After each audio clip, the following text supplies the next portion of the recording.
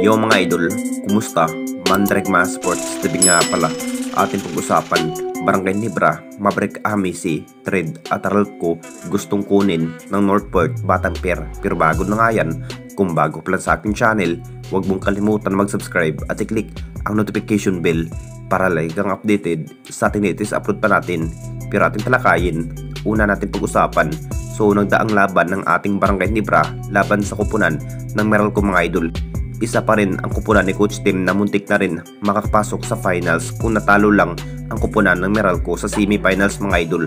Pero sa naging hustle performance nga ng buong Barangay Nebra team, masasabing mas maganda ang kanilang bawat ipinakitang laban at bawat laro.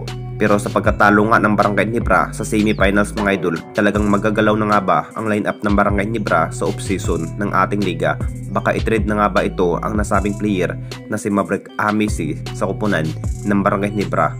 Alam naman nating lahat mga idol, sa naging performance nga ni Maverick Amisi, mas malaking naambag pa rin sa bawat laban kung bakit nakita nating lahat mas mabibigyan pa rin si Maverick Amisi ng mahabang playing time sa bawat laro. Kahit bago pa lamang nalipat ng Barangay Nebra at galing nga sa kupunan ng Converge. At ayon pa rin sa mga source mga idol, posibleng ititrade na nga ba ang nasabing player na si Maverick Amisi sa next season mga idol, dahil free agent pa rin ito sa pagkuha ng Barangay Nebra kay Maverick Amisi. Pero sa aking opinion mga idol, sayang na sayang pa rin kung bibitawan na nga ba si Maverick Amisi, at lalo na maganda nga ang kanyang ilalaro sa bawat laban.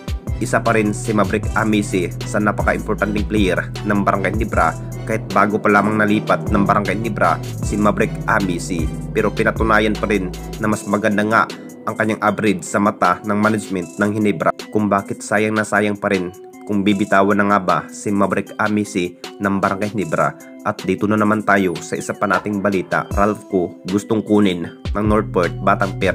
Alam naman nating lahat mga idol sa naging basketball IQ ni Aralco mga idol sa kupunan ng Barangay Nebra, kahit bagong rookie pa lamang ito at namukhang key player si Aralco ng Barangay Nebra. Nag-average point pa rin si Aralco mga idol ng 20 points kapag mabibigyan ni Coach Tim ng mahabang playing time. Jackpot pa rin ang Barangay Nebra dito kahit sa outside shooting. Mas maganda pa rin ang kanyang bawat kilo. Binibigyan pa rin ni Coach Tim 4 minutes ang kanyang makukuhang playing time sa bawat laban.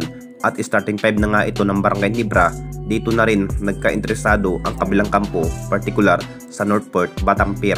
Talagang interesado pa rin ang kupunan ng Northport dito mga idol ang nasabing player na si Aralco mga idol. Gustong kunin na nga ng Northport Batang Pier, at hanggang tingin na lang ang Northport Batang Pier dito mga idol kay Aralco, dahil hindi na rin pakawalan pa ng Barangay Nebra. At lalo na maganda nga ang kanyang bawat laro ni Aralco mga idol. Malaking naiambag sa kupunan ng Barangay Nebra